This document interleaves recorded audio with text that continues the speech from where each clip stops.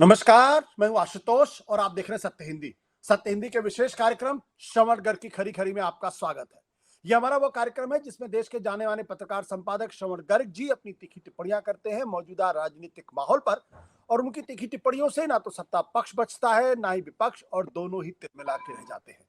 आज फिर होंगे उनसे मुखातिब और जानने की कोशिश करेंगे कि कनाडा और भारत के बीच में जो तनाव है उसका मूल कारण क्या है। जैसा कि हमारे दर्शक अच्छी तरीके से जानते हैं कि 2014 में प्रधानमंत्री नरेंद्र मोदी के आने के बाद से भारत की विदेश नीति और भारत नाम का जो स्टेट है, जो सरकार है, उसको एक माचो इमेज देने की कोशिश की गई है। यानी एक मर्द वाली सरकार, एक ऐसी सरकार जो ना तो किसी के सामने झुकती है और ना किसी के सामने झुकना चाहती है। वो कहती है कि आतंकवादियों का मुकाबला उन्हीं की भाषा में दिया जाएगा। इसी के संदर्भ में आपको याद होगा कि भारत ने 2 बार सर्जिकल स्ट्राइक करके आतंकवादियों को उनकी जमीन पर मारने का बड़ा दावा किया। तो 2019 का चुनाव तो उसी की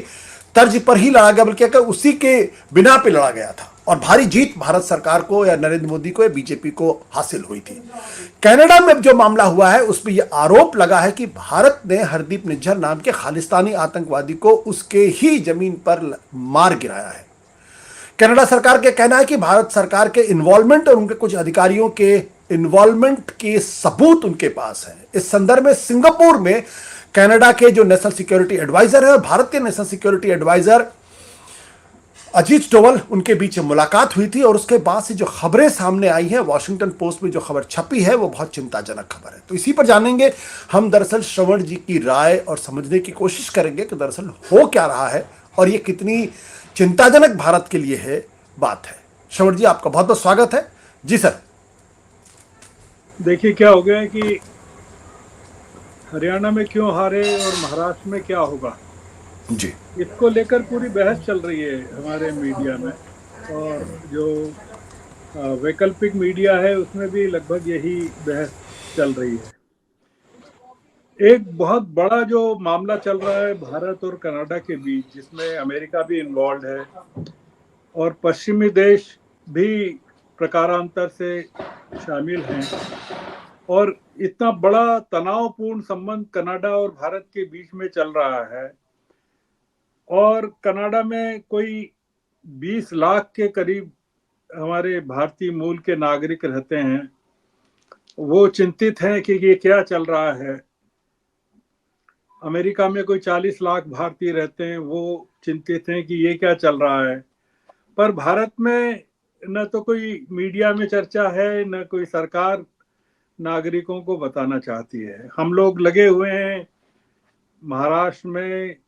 हरियाणा में। तो ये जो चल रहा है कनाडा के साथ, जो तनावपूर्ण बहुत ज्यादा जो चल रहा है और जो मीडिया में नहीं आ रहा है,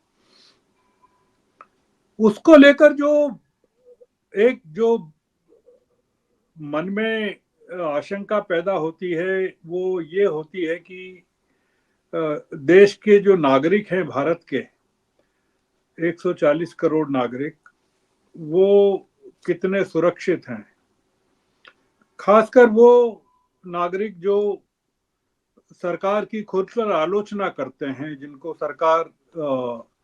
डिसिडेंट्स मानती है। क्योंकि कनाडा के मामले में जो बेसिक इंफॉर्मेशन है वो ये कि डिसिडेंट्स के खिलाफ या जो सरकार के खिलाफ हैं या सरकार के नीतियों के खिलाफ है, उनके खिलाफ वहाँ कार्रवाई की गई विदेशी जमीन पर भारतीय भारत सरकार की के इन्वॉल्वमेंट के जरिए और कुछ इस तरह के गैंग्स की सहायता से जो बहुत ही हिंसक प्रवृत्तियों में शामिल है। तो ये बड़ा एक चिंता का विषय है। कनाडा ने अमेरिका की सहमति से जो आरोप लगाए हैं वो काफी गंभीर हैं। मतलब जिनको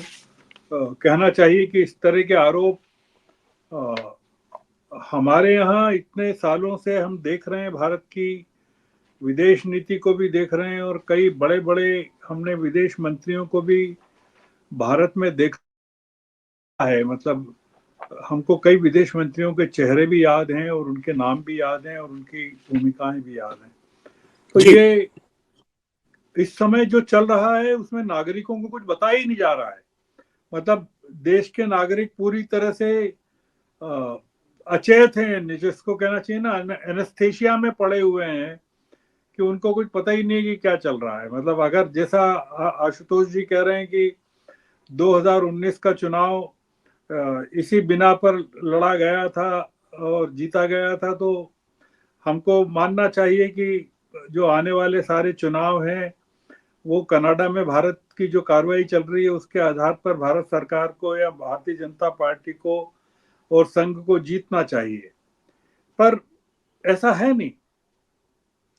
यानी वॉशिंगटन पोस्ट की जिस रिपोर्ट का आपने उल्लेख किया आशुतोष जी, उस रिपोर्ट में क्या कहा गया कि जो भारत के राजनयिक वहाँ जो तैनात हैं कनाडा में,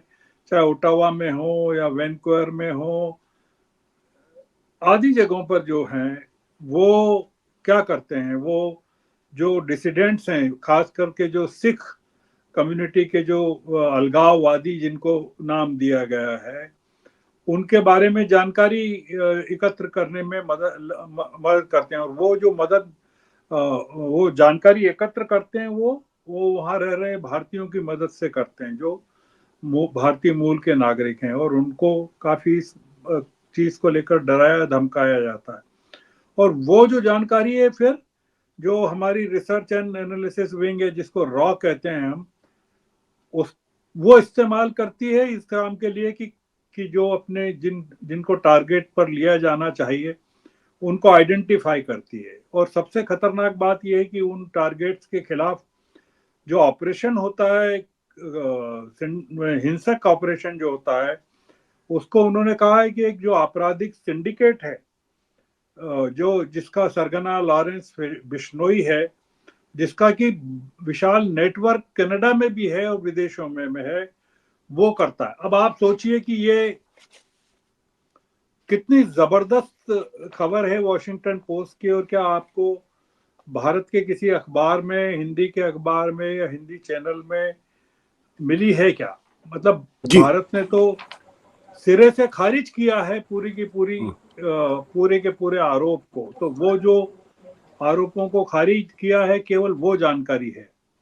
आपने एक उल्लेख किया सिंगापुर का, डोवल साहब की मीटिंग का, वहाँ जो उनके प्रधानमंत्री के नेशनल सिक्योरिटी एडवाइजर हैं और डिप्टी फॉरेन मिनिस्टर हैं, उनके साथ डोवल साहब और जो भारतीय अधिकारियों की 5 घंटे तक बैठक हुई, ऐसा जो बताया गया। 12 अक्टूबर को हुई बैठक, और उसमें इन्होंने पूरे के पूरे जानकारी दी डोवाल साहब को कि क्या हो रहा है और किस तरह से डिप्लोमेट्स वहाँ काम कर रहे हैं। तो और उन्होंने जो रिपोर्ट है उसके हिसाब से तो उन्होंने बिश्नोई का नाम भी लिया, तो जिसके बारे में डोवाल साहब ने पहले तो बिल्कुल अनभिज्ञता जारी की, फिर बाद में उन्होंने कई तरह की बातें भी स्वीकार की, पर साथ में ये भी कहा कि ये जो बातचीत हुई है इसको पूरी तरह से गोपनीय रखा जाना चाहिए और इसको बाहर नहीं आना चाहिए। अब बताइए कि जो कनाडाई पुलिस ने पूरी की पूरी बातचीत को या पूरे के पूरे दस्तावेजों को या अपने आरोपों को सार्वजनिक कर दिया है, और उसमें जो लॉरेंस बिश्नोई का जो नाम है, गैंग का जो इस्तेमाल है, वो हत्याओं के लिए, वसूली के लिए और हिंसक गतिविधियों के लिए किया जा रहा है। ये इस तरह की जो आरोप लगाए हैं वो काफी मतलब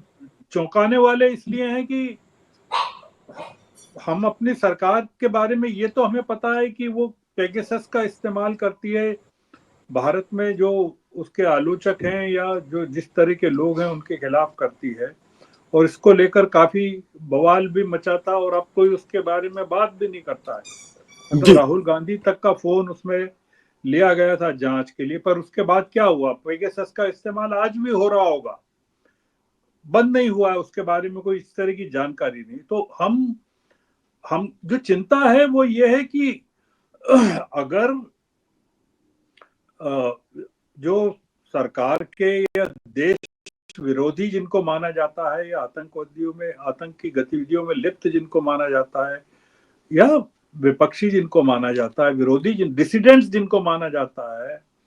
उनके खिलाफ अगर विदेशी जमीन पर कार्रवाई हो सकती है,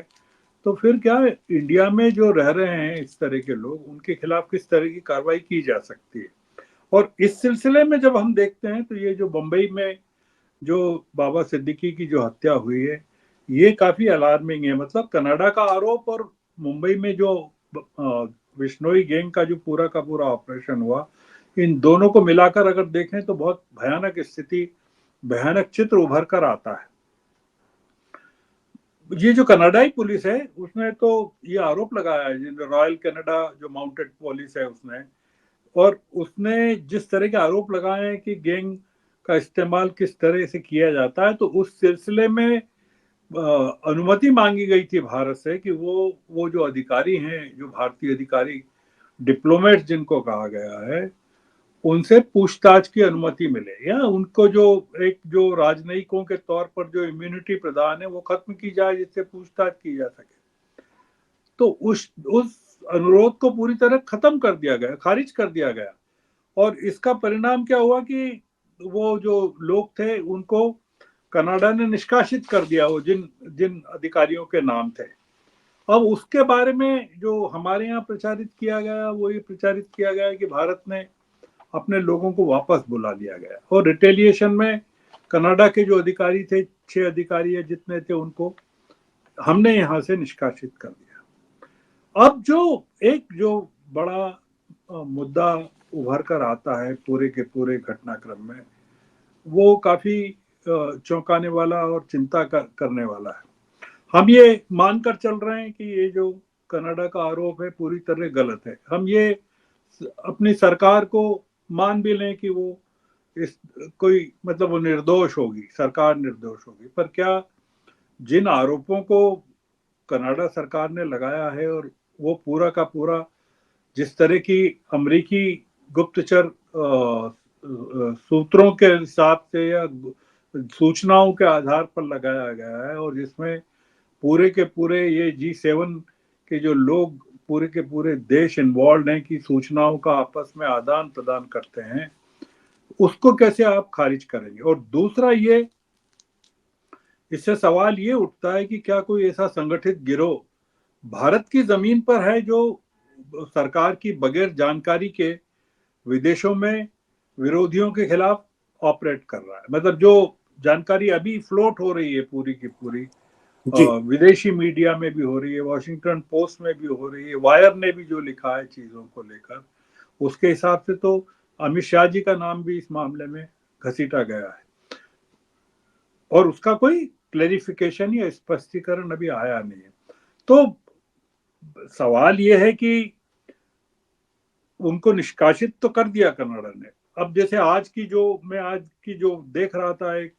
जो सोशल मीडिया पर वीडियो देख रहा था कि उसमें कनाडा में जो मांग की गई है कि आरएसएस पर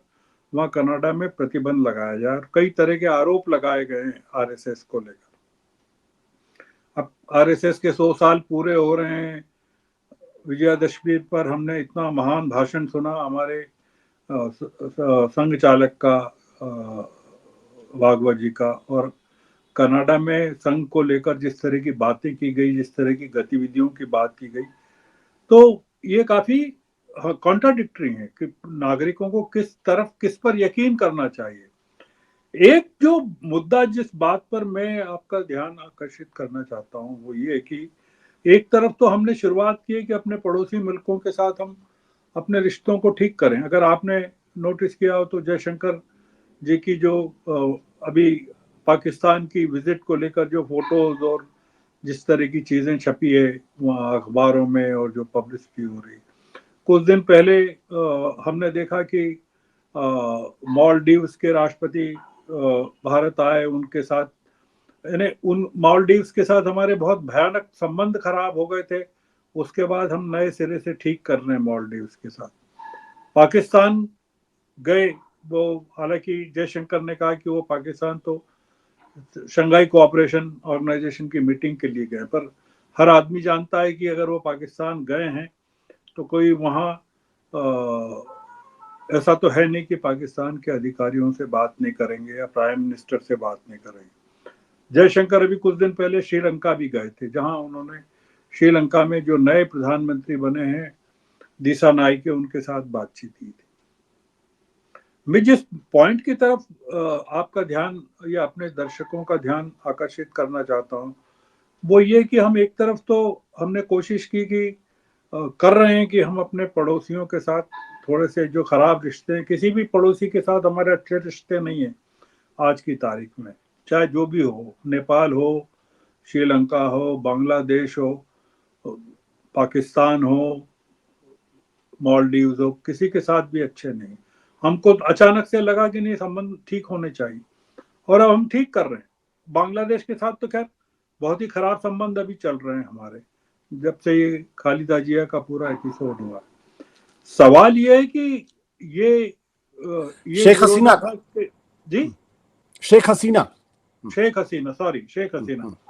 तो ये कैसे चलेगा कि हम एक तरफ तो रिश्ते ठीक कर रहे हैं और दूसरी तरफ ये जो बड़े बड़े मुल्क हैं जहां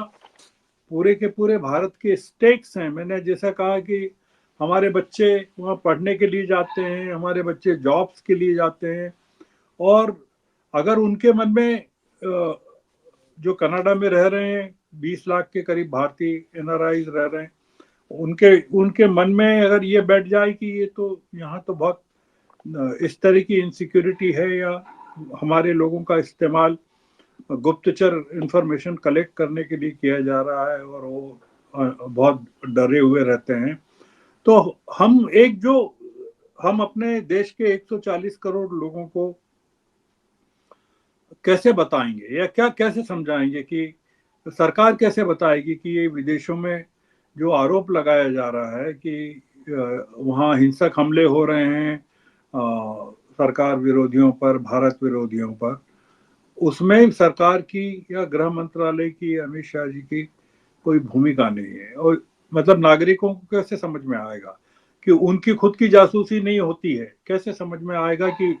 उनके खुद के खिलाफ, नागरिकों के खिलाफ कार्रवाई नहीं हो सकती? जिस तरह की भाषा हम सुन रहे हैं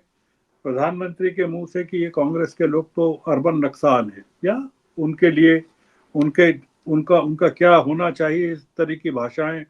हम भारतीय जनता पार्टी के लोग, या भागवत साहब का भाषण अगर सुने विजयादशमी का, तो उन्होंने जिस तरह का इस्तेमाल किया कि अलगाववादी हैं या किस तरह के लोग हैं विपक्ष में। दूसरा ये कि आप अपने पड़ोसी मुल्कों को कैसे समझाएंगे कि जो आप, अगर बड़े मुल्क आप पर आरोप लगा रहे हैं, इतने सक्षम मुल्क आरोप लगा रहे हैं भारत पर कि आप इस तरह की गतिविधियां उनकी जमीन पर पहुंच के कर रहे हैं और गतिविधियां ही नहीं कर रहे हैं। सवाल ये कि एक एक जो सरगना है अपराधियों का, वो जेल में बंद है गुजरात में, और वो जेल से अगर इस तरह की गतिविधियां विदेशों की जमीन पर, और इतना बड़ा नेटवर्क है उस आदमी का, तो आप ये मतलब हमको समझना पड़ेगा कि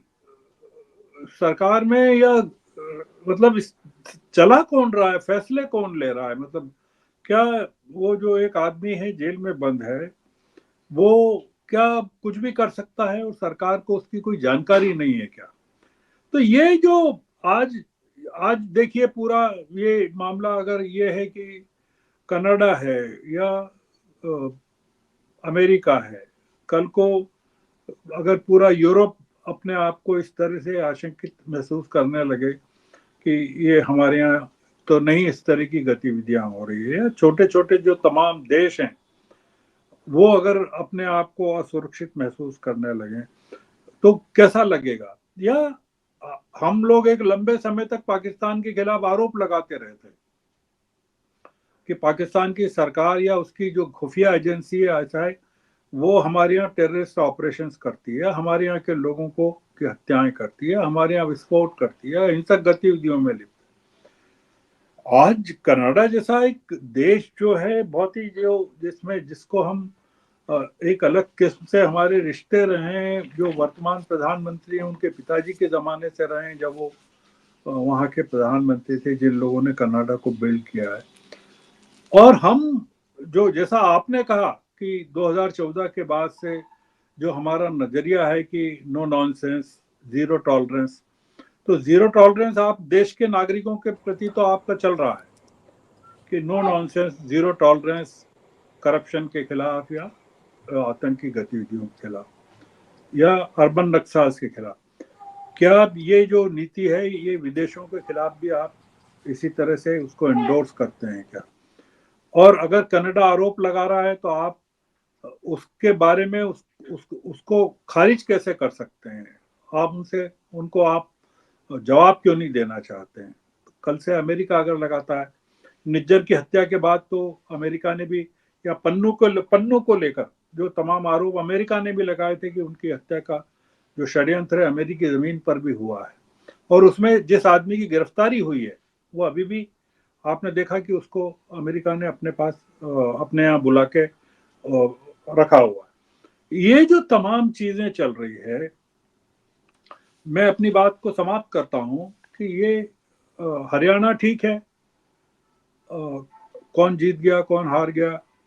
और बहुत सारी चीजें हरियाणा को लेकर अब सामने आ रही हैं कि कितने तरह की बेईमानियां हुई है हरियाणा के चुनाव में। वो एक अलग है एडीआर की रिपोर्ट, और अब जो रिपोर्ट्स आ रही हैं वहां से ग्रामीण इलाकों की जो रिपोर्ट आ रही है, एक एक बूथ की एक एक जगह की जो रिपोर्ट आ रही है, वो तो काफी रिवीलिंग है। पर हमको पता है कि उस पर कुछ होना नहीं है। मतलब जो अब तो नजरें महाराष्ट्र को लेकर है, और महाराष्ट्र को लेकर जो सबसे खतरनाक खबर है वो ये कि 20 तारीख को चुनाव है, और अगर रिजल्ट 23 को आएगा, 23 को रिजल्ट आएगा, अगर 3 दिन में मुख्यमंत्री का चयन नहीं हुआ वहां, तो राष्ट्रपति शासन लग जाएगा, क्योंकि 26 तारीख तक ही वहां पर 26 तारीख को विधानसभा फंक्शन होना चाहिए जी। आप अगर जो चुनाव 20 तारीख को करवा रहे हैं वो 10 तारीख को भी करवा सकते थे, इलेक्शन कमीशन 15 तारीख को भी करवा सकता था, 1 नवंबर को भी करवा सकता था। तो जो पिक्चर इमर्ज हो रहा है वो काफी डरावना है, और नागरिक अगर इस बारे में मतलब कुछ करना नहीं है नागरिकों को, नागरिकों को केवल आपस में बहस करना है, बात करना है, और चिंतन करना है, और सोचना है, और एक्सप्लोर करना है, नेटवर्क ये इंटरनेट पे जाके सर्च करना है कि भाई ये चल क्या रहा है यार, इसके बारे में अपने आप को एजुकेट तो करना है। कि वो इसी में लगे रहेंगे कि क्या होगा महाराष्ट्र में, क्या होगा और हरियाणा में क्या हुआ। तो इसलिए मैं ये जो आपकी चर्चा है आज की, उसको थोड़ा सा एक जरूरी चर्चा मानता हूं, क्योंकि एक बहस नीचे रिसना चाहिए कि ये, और हम ये इस एजम्पशन से चल रहे हैं कि कनाडा के सारे आरोप गलत हैं, पर हम उसके प्रति कन्विंस होने के लिए सरकार की तरफ से आश्वस्त होना चाहते हैं कि वो नागरिकों को दावों पुरावों दस्तावेजों के साथ सार्वजनिक रूप से बताए कि ये सारे के सारे आरोप गलत हैं और इसलिए गलत हैं, और उसमें हमारे गृह मंत्री की कोई भूमिका नहीं, वो हो नहीं रहा है। तो जब होता नहीं है तब बहुत सारी शंकाएं उत्पन्न होती है, और वॉशिंगटन पोस्ट जैसा अखबार, प्रतिष्ठित अखबार, अगर इस तरह के आरोप लगाए जो कि पूरे अमेरिका में और नॉर्थ अमेरिका में पढ़ा जाए, साउथ अमेरिका में पढ़ा जाए, और पूरे यूरोप में उसके बारे में जाए, तो ये हमारे लिए और हमारे बच्चों के लिए, हमारे एनआरआईज के लिए, जो दुनिया में कोई 4-5 करोड़ एनआरआईज हैं पूरी दुनिया में, ये उनके लिए बहुत थोड़ा सा चिंता का विषय है। तो आज की बातचीत आशुतोष जी हम इसी नोट पर खत्म करते हैं जी। Thank you sir, thank you sir.